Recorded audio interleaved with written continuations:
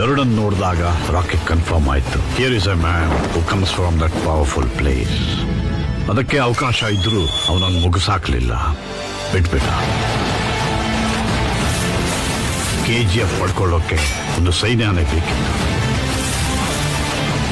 ಅದಕ್ಕೆ ರಾಕಿ ಎಲ್ಲರ ಮುಂದೆ ಗರುಡನ್ನ ಕೊಂದು ಹಾಕಿ ನೋಡೋರ ಎದೆಯಲ್ಲಿ ಧೈರ್ಯ ತುಂಬಿಸಿ ಅವರನ್ನೆಲ್ಲ ಸೈನಿಕರನ್ನಾಗಿ ಮಾಡಿಕೊಂಡ.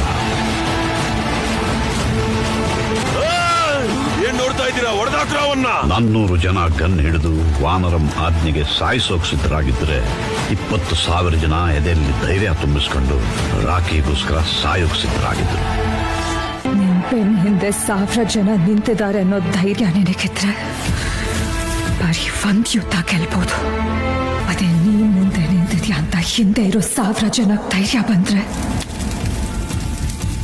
ಪ್ರಪಂಚನೇ ಗೆಲ್ಬಹುದು.